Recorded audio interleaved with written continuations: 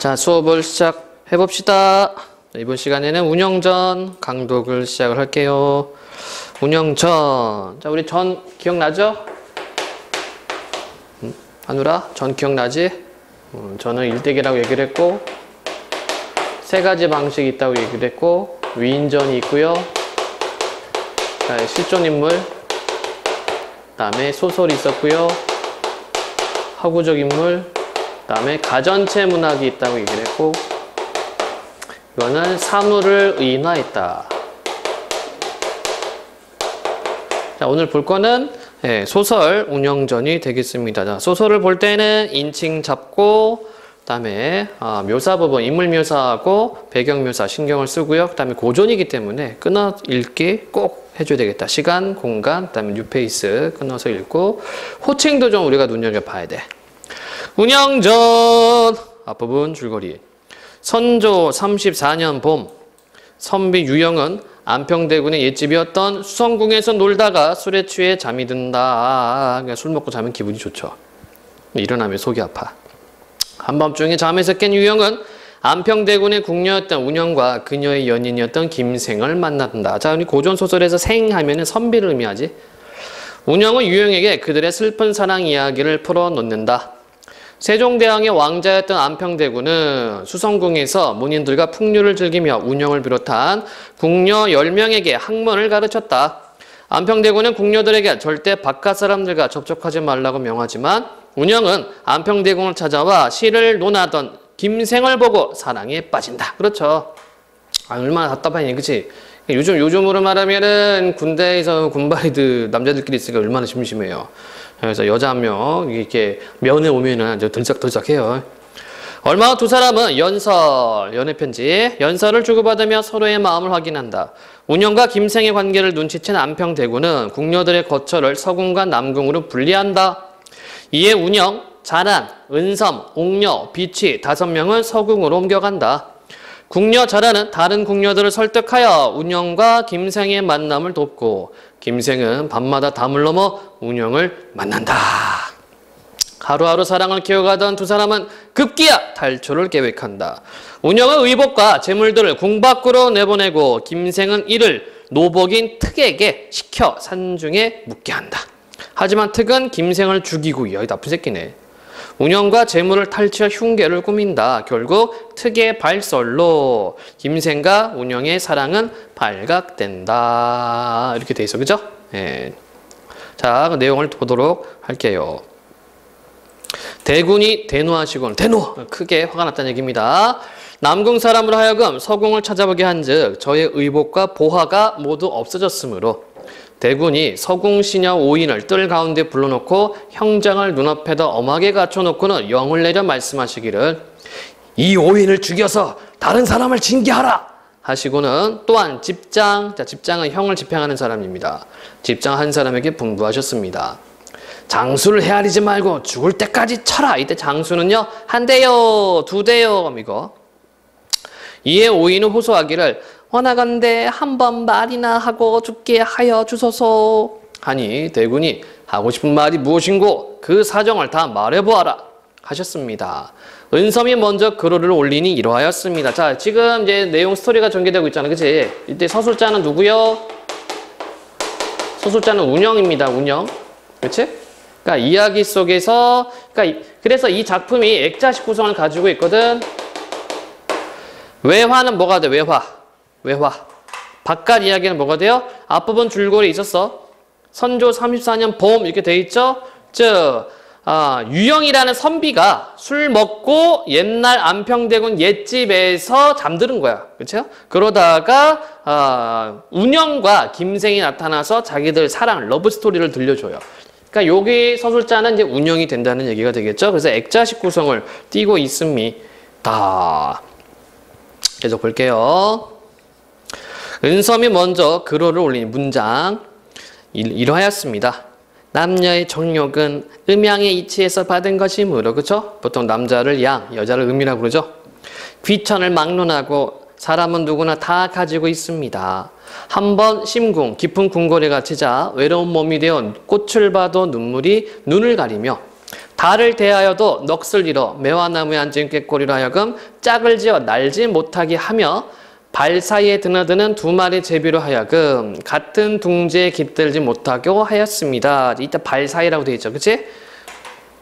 이때 발은 두 가지로 볼 수 있겠는데 뭐 제비가 낮게 나니까 다리 사이로 지나간다 이런 의미도 될 테고 또는 이게 이제 옛날에 이제 햇빛 가리개로 블라인드 같은 걸 쳤단 말이야. 그걸 발이라고 그래요. 발. 그 사이로 이제 제비 두 마리가 나는 게 보이겠지? 이것은 다름이 아니오라 스스로 정욕의 뜻을 이기지 못함이며 또한 투기의 정을 이기지 못해서 그러할 뿐이오니 어찌 슬프지 않으리까. 소리법이죠. 자, 그러니까 지금 뭘 얘기하고 있어요? 자신들이 어떤 신세를 이야기하고 있습니다. 한창 남녀의 정욕이 일어나는 것은 당연한데 이렇게 봄날 또는 자연 또는 제비 이런 거를 보면은 더 그런 마음이 일어나지 않겠느냐. 한번 궁궐 담장을 넘어가면 인간의 낙을 알 수 있사오나 저희들은 오래도록 심궁 깊은 궁궐에 갇혀 이와 같은 일을 하지 못하고 있사오니 어찌 저희들의 힘으로 능히 할 수 있으며 또 마음으로 참을 수 있으리까. 오직 대군의 위험이 두려워서 이 마음을 굳게 지키고 있다가 시들어 죽어질 뿐이옵니다.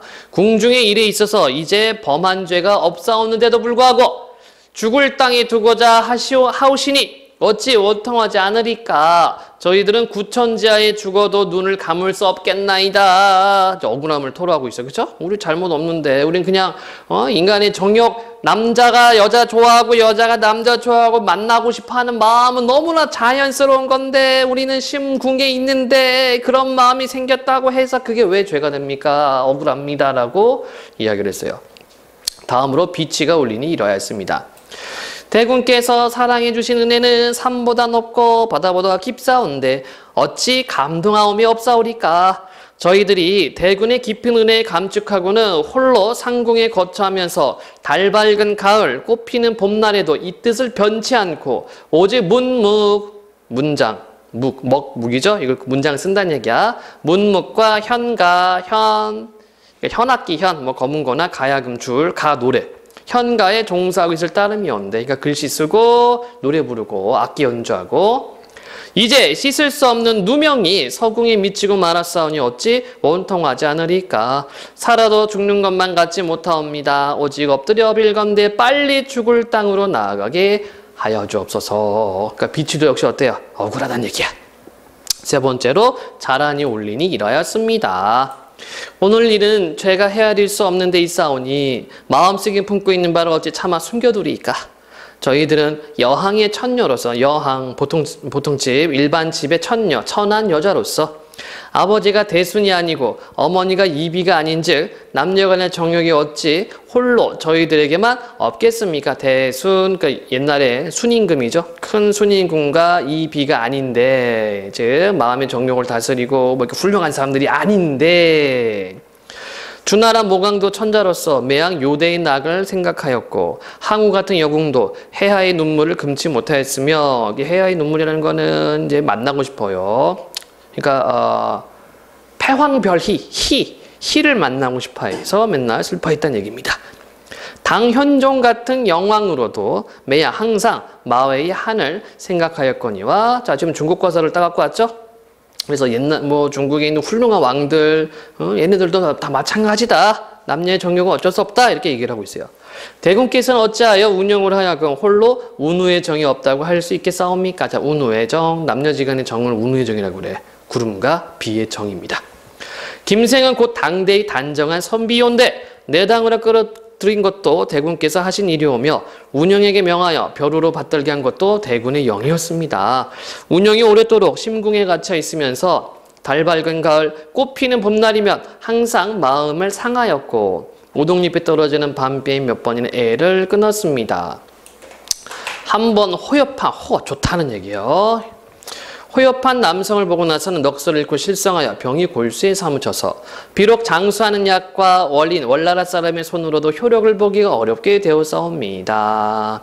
왜냐면 그 무협지 같은 거 보면은 월나라 사람들이 뭔가 좀 이렇게 신묘한 약초나 어떤 그런 의인들이 많다고 그랬어요. 하루 저녁에 아침에 이슬같이 죽어지면 대군께서 비록 측은한 마음이 있어 돌보고자 하신데 무슨 소용이 있겠습니까? 저희 어리석은 생각으로는 한번 김생으로 하여금 운영을 만나보게 해서 두 사람의 맺힌 원한을 풀어주실 것 같으면 대군의 적선이 막대할 것이옵니다. 전날 운영의 회절은 죄가 저에게 있사옵고 운영에게는 있지 아니하오니 저희 이 말씀은 위로는 대군을 속이지 아니하고 아래로는 동료를 저버리지 아니할 것입니다. 자, 지금 소위 말하는 쉴드 쳐주고 있죠? 다 내 잘못이라는 얘기입니다. 오늘의 죽음은 죽어도 또한 영광이라 생각합니다. 엎드려 바라건대 대군은 저의 몸으로서 운영의 목숨을 이어 주시옵소서.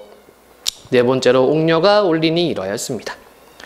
서궁의 영광을 저도 이미 같이하여 싸운데 서궁의 애군을 저만이 면할 수 있겠습니까? 곤강도 같이 타고 옥속도 같이 타는데 오늘의 죽음은 그 죽을 바를 얻었사오니 죽어도 유감이 없겠습니까? 없겠습니다. 자기도 같이 함께 하겠다 이런 얘기고요.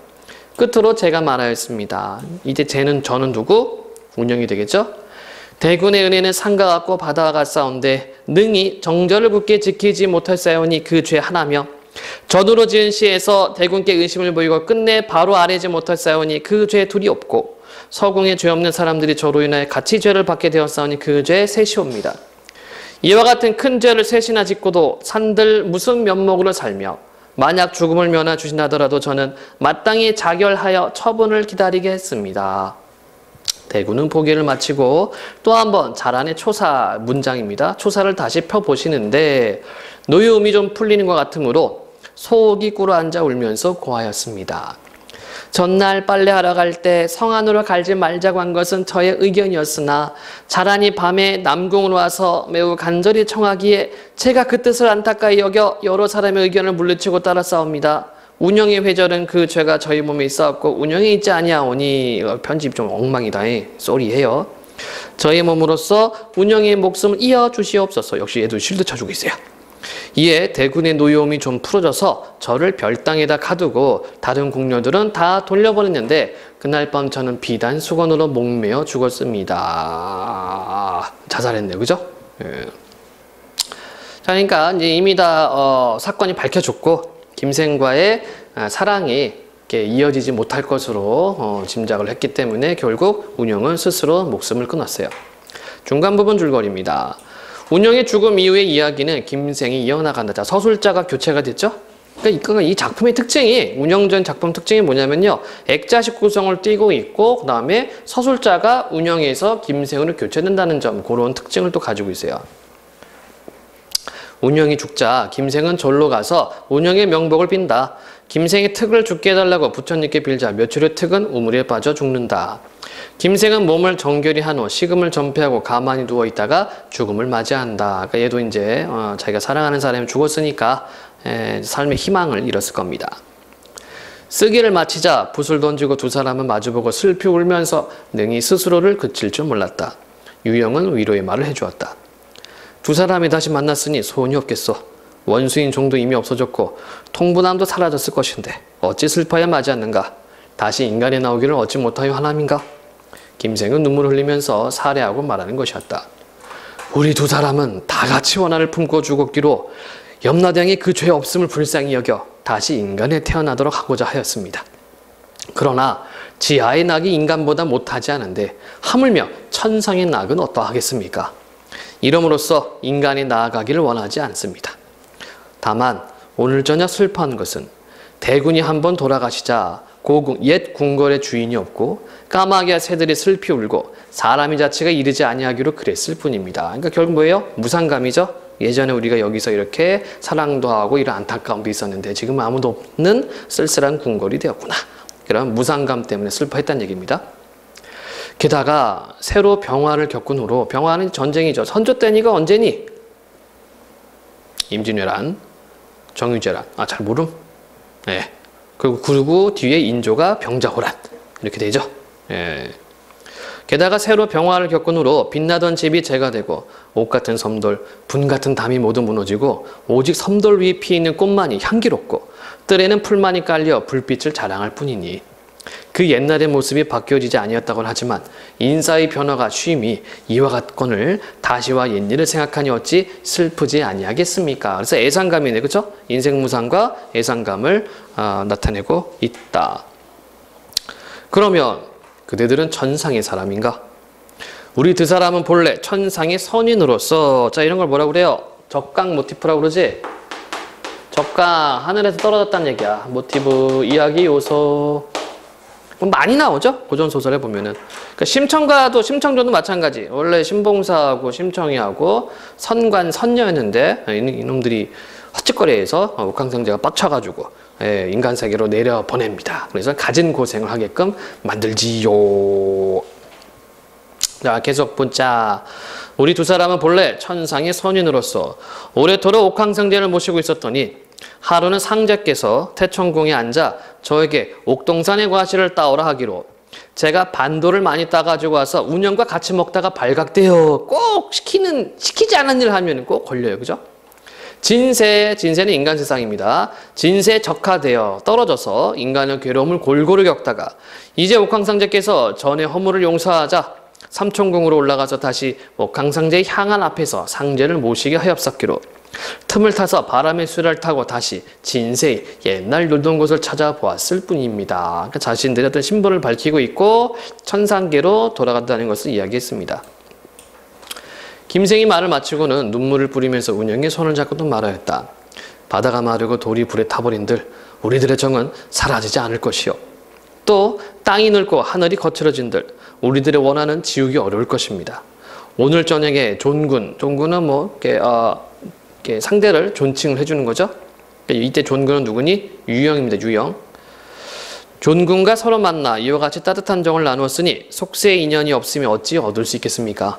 엎드려 바라건대 존군께서는 이 원고를 거두어 가지고 돌아가셔 영원히 전해주시옵소서. 경솔한 사람들의 입에 전하여 웃음거리가 되지 않도록 해주시면 매우 다행으로 생각하겠습니다. 그리고는 김생은 취하여 운영의 몸에 기대어 시 한 수를 읊었다. 자, 이렇게 소설에서 문문이 나오면은 어떤 효과가 있다고 얘기를 했니? 어떤 효과가 있지요? 기억남? 기능 및 효과 첫 번째 읽는 재미. 산문에 있다가 운문도 있으니까, 그치? 줄글 읽다가 운문을 읽는 재미도 있고요. 그러니까 이제 문장의 다채로움입니다.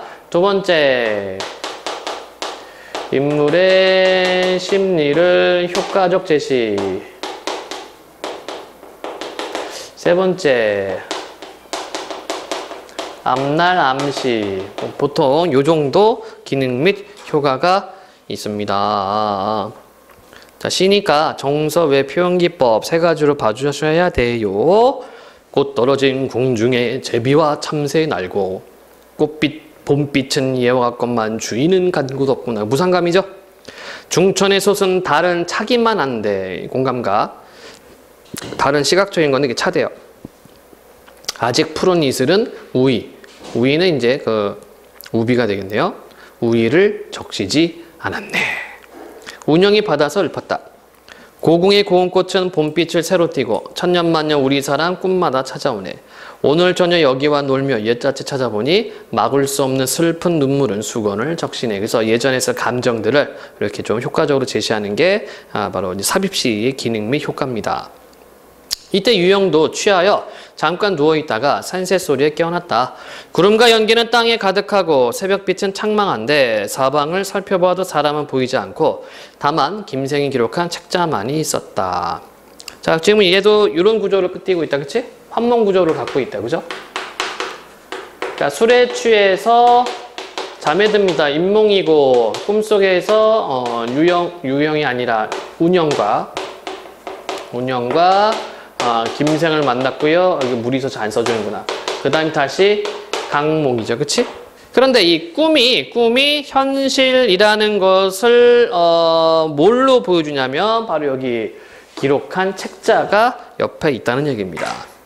자, 구름과 연기는 땅에 가득하고 새벽빛은 창망한데 사방을 살펴보아도 사람은 보이지 않고 다만 김생이 기록한 책자만이 있었다. 그러니까 비현실적인 요소가 되겠죠. 유영은 쓸쓸한 마음 금할 것 없어 신책을, 이거 신책이지 귀신이 써준 거니까, 신책을 거두어 가지고 돌아왔다. 장 속에 감춰두고 때때로 내어보고는 망연장실하여 침식을 전폐하였다. 후에 명산을 두루 찾아다니더니 그 마침바를 알 수 없다고 하더라. 자, 끝에 부분을 보면은 역시 설화적 결말,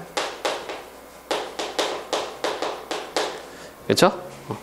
열린 결만 아니고 이렇게 종결짓지 않고 끝냄으로 인해서 열린 결말이 되겠네요. 여운을 좀 나타나고 있습니다. 자, 내용 질문 계심? 안 계심? 자, 학습 활동을 볼까? 뿅. 자, 아까 얘기했던 게 나와 있네요. 액자식 구성. 이 작품은 다음과 같이 외화와 내화의 액자식 구조로 되어 있다. 각각 내용에 맞게 빈칸을 채워보고 현실과 꿈에 해당하는 부분을 나누어 보자. 외화, 유형의 이야기. 내화. 자, 안에 있는 내용은 누구의 대화입니까? 궁녀와 안평대군의 대화가 되겠지요. 그 다음에 내화2, 누구의 과거회상? 김생의 과거회상이 되겠지요. 현실은 어떤 거였어요? 현실? 선비 유영이 술을 마시고 예전 안평대군이 살았던 수성궁 터에 가서 잠듭니다. 꿈속은 운영과 김생이 나와서 자신들의 러브스토리, 사랑 이야기, 비극적 사랑 이야기를 들려주는 내용. 질문 계심? 안 계심? 활동 2는 뭐 이건 내용 묻는 문제니까 패스하겠습니다.